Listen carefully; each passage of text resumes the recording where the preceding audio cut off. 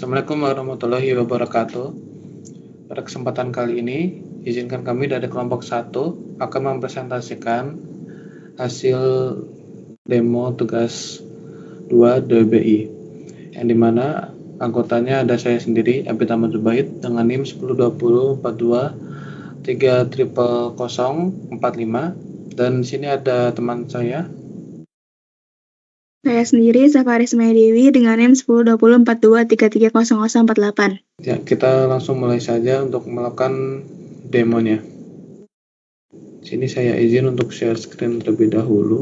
Oke ya, kita pertama-tama akan melakukan demo untuk menghubungkan koneksi MySQL ke Looker Studio.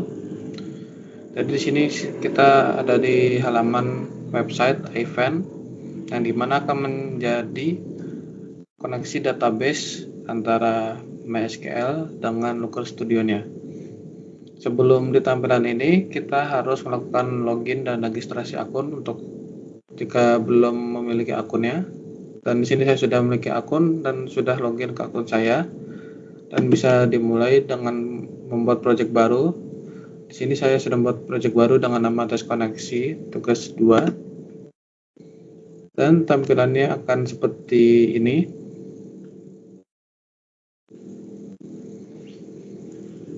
MySQL 2VBA A4496, ini ada koneksi name-nya, name connection, dan di sini ada informasi mengenai connection-nya seperti database name-nya, host, port, user, password, dan ada SSL dan sertifikat SSL-nya. Sini saya langsung coba saja untuk melakukan koneksi ke MySQL-nya. Ya, di sini kita ada setup new connection untuk di MySQL-nya. Kita akan masukkan data yang di event semuanya ke copy paste ke setup-nya untuk supaya bisa koneksi.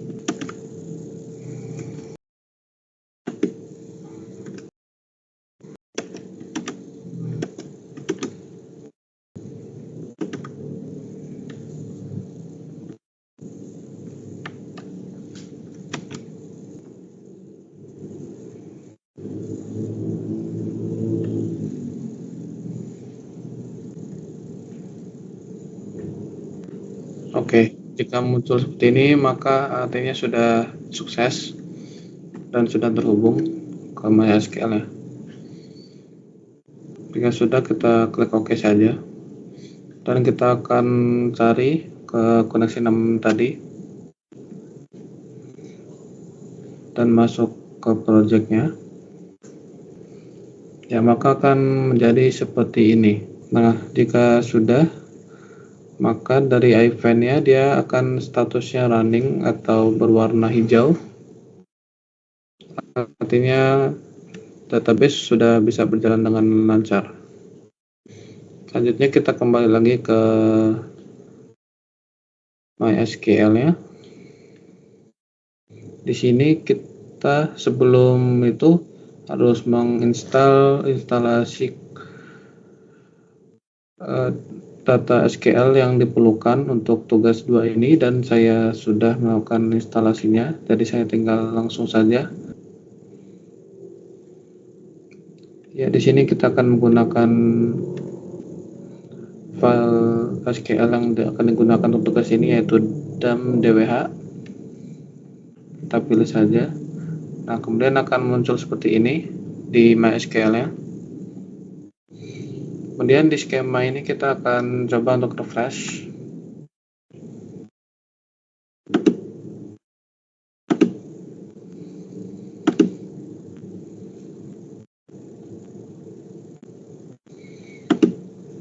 Dan jangan lupa di running.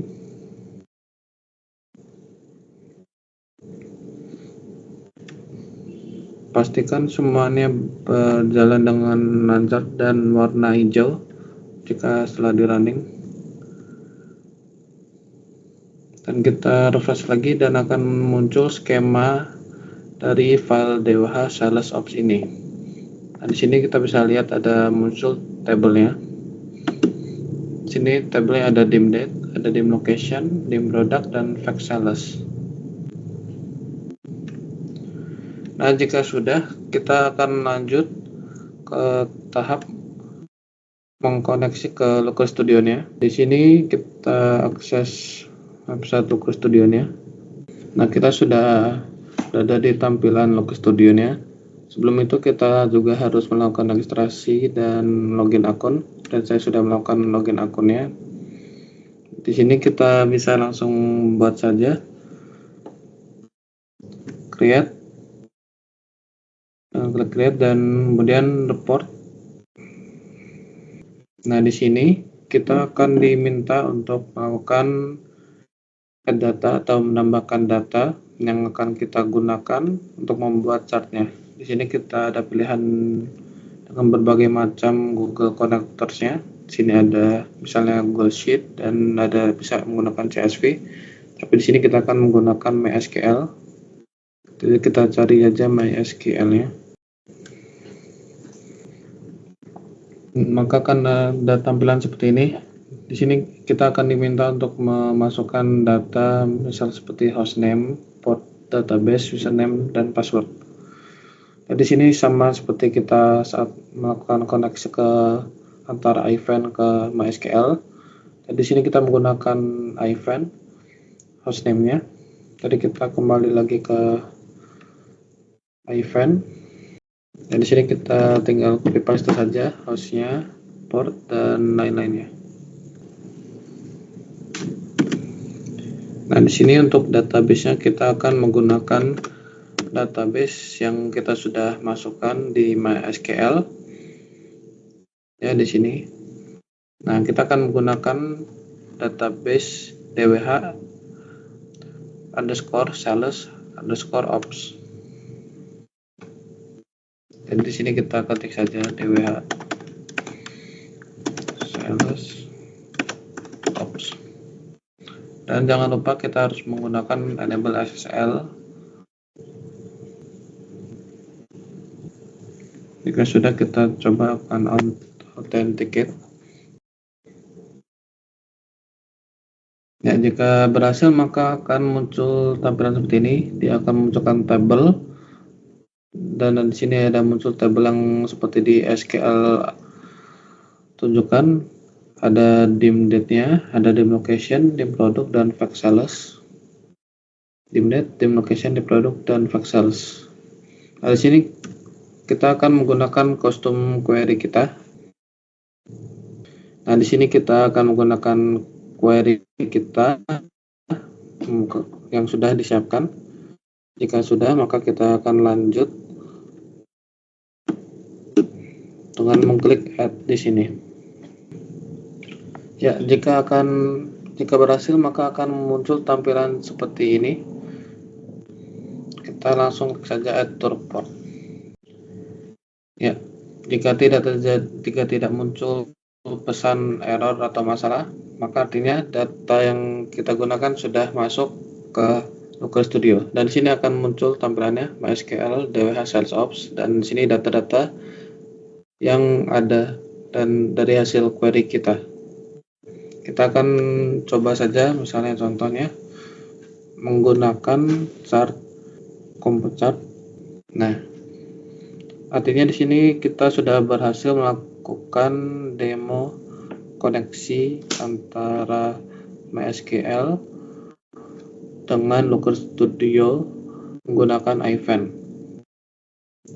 Dan di sini datanya juga sudah otomatis menggunakan dari data MySQL-nya. Kemudian selanjutnya untuk pembuatan tugas 2 ini saya sudah melakukan pengerjaannya dengan selesai.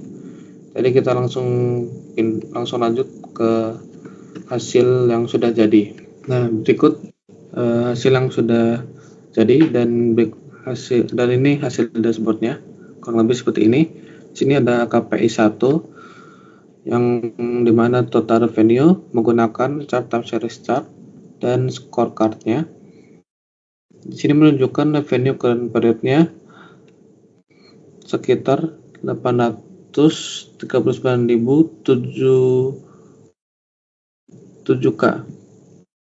atau 7.000. Dan di sini juga ada time series chartnya.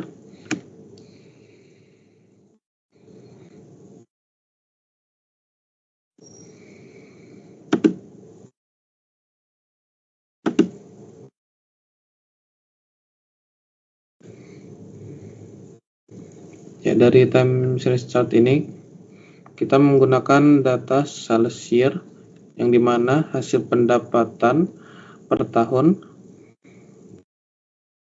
penjualan per tahun, dan menggunakan revenue monthly total, yang dimana hasil pendapatan total secara per bulannya. Nah, di sini kita akan dapat nilai datanya. Di revenue monthly total dari 305 di tahun 2022, dan kemudian di tahun 2023 revenue monthly totalnya itu melakukan penurunan, yaitu 232.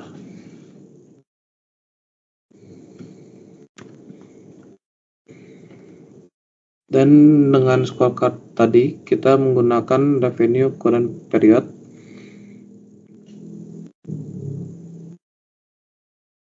di mana artinya kita menggunakan data pendapatan hasil periode saat ini, hasil penjualan periode saat ini. Dan kemudian kita lanjut untuk KPI kedua, di mana KPI 2 ini net profit margin menggunakan chart coach chart dan donut chart, atau bisa disebut pie chart. Nah, di sini di NPM percentage atau net profit margin percentage-nya, dia menunjukkan target is 2,5,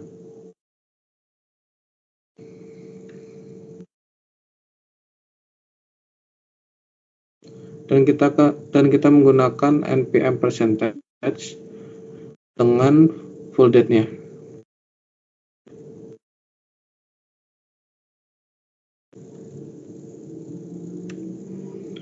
Selanjutnya untuk pie chart donut chart-nya,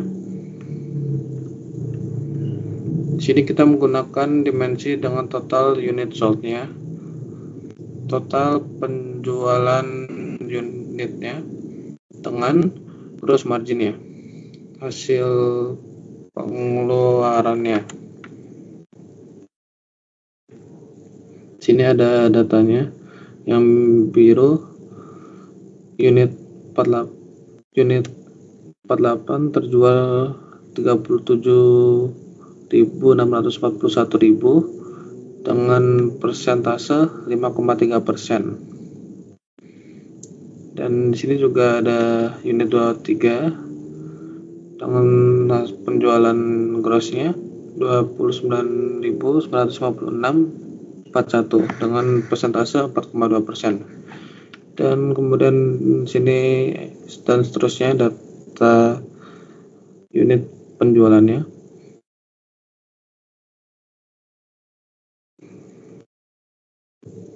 Dan yang paling besar di sini persentasenya itu unit penjualan hasil lainnya.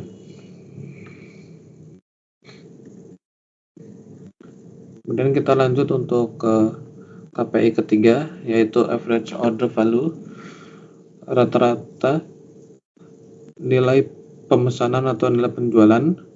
Di sini kita menggunakan scorecard dan combo chart. Di scorecard ini kita menggunakan average order value dan date range-nya full date. Maka akan mendapatkan hasil data 1,6K.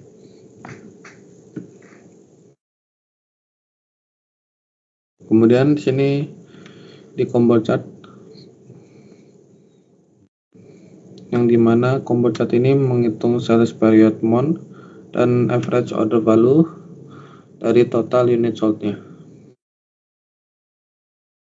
Di sini kita menggunakan data total unit sold-nya, Kemudian dengan matriks sales period month dan average order value.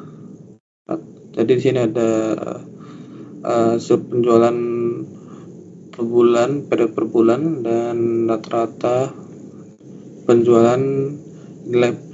nilai penjualannya. Dan kita mendapatkan yang paling tinggi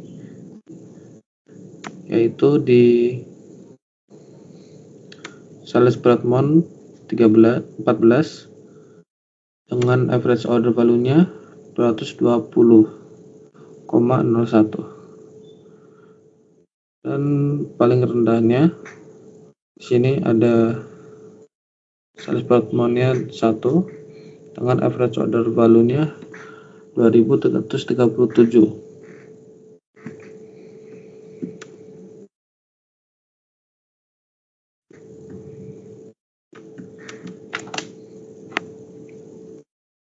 Ya, kurang lebih seperti itu dari hasil ketiga KPI yang saya buat, dan selanjutnya saya akan serahkan KPI-nya dengan teman saya, Syafa. Baik, selanjutnya saya akan menjelaskan terkait dengan 3 KPI terakhir yang telah saya buat, yang terdapat. Yang pertama ada sales volume, kemudian ada discount rate, dan terakhir ada total unit sold. Sekarang saya akan menjelaskan terlebih dahulu terkait dengan sales volume, yang dimana tujuannya itu untuk menunjukkan pertumbuhan penjualan nih dari bulan ke bulan, dengan target tercapainya itu pertumbuhan penjualan positif dan konsisten pada setiap periode. Nah, di sini saya menggunakan chart scorecard dan line chart, yang dimana untuk scorecard ini saya menggunakan matriks sales volume percentage, dan ini tuh menunjukkan dia tuh mencapai 111,703%. Untuk selanjutnya untuk yang line chart ini saya menggunakan chart line chart, yang dimana saya menggunakan dimension sales period month, kemudian metriknya saya menggunakan revenue current period, sales growth month percentage. Nah, di sini pada line chart ini tuh memperlihatkan nih adanya lonjakan nilai pertumbuhan pada periode tertentu. Bisa dilihat di sini tiba-tiba nanti ada lonjakan yang sangat tinggi, kemudian menurun, lonjakan terus menurun. Nah, hal ini tuh mengidentifikasi kalau pertumbuhan penjualan ini berhasil dicapai ya, namun kayak belum stabil secara konsisten setiap bulan. Secara keseluruhan ini target KPI sales growth month presentasi ini tercapai ya, meskipun kayak diperlukan evaluasi lebih lanjut untuk menjaga kayak kestabilan pertumbuhan penjualan. Oke, untuk KPI selanjutnya terkait dengan diskon rate ya, saya juga menggunakan chart, scorecard, dan line chart, yang dimana untuk yang diskon itu kayak digunakan untuk mengukur besar persentase diskon yang diberikan terhadap total pendapatan dengan target menjaga tingkat diskon agar tetap berada dalam batas wajar dan tidak melebihi dari 20%. Nah, di sini saya menggunakan scorecard dan line chart. Nah, untuk scorecardnya saya menggunakan matriks discount rate persen. Nah, di sini menunjukkan bahwa discount rate ini masih 16% ya. Ya, masih berada di bawah batas target yang udah ditentukan. Nah, selanjutnya ada line chart. Untuk line chart ini saya menggunakan sales period month, kemudian untuk dimensinya saya menggunakan sales period month, kemudian metriknya saya menggunakan discount rate.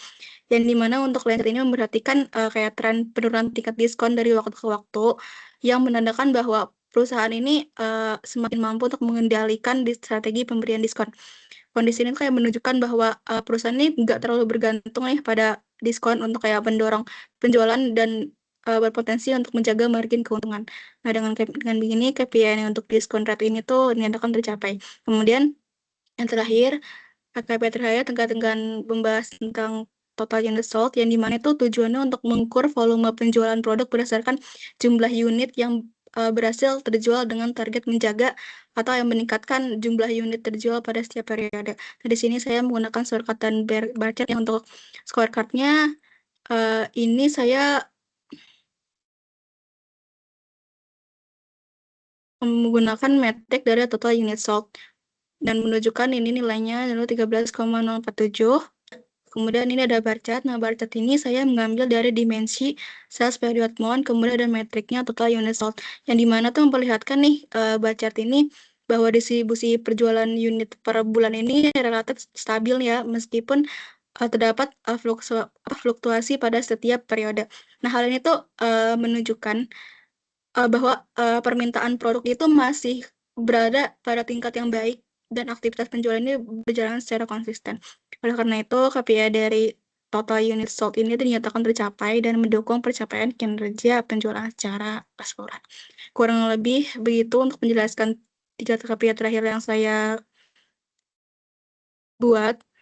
Kurang lebih mohon maaf. Sekian penjelasan dari tugas 2 DWBI pada kelompok 1. Kurang lebih mohon maaf. Wassalamualaikum warahmatullahi wabarakatuh.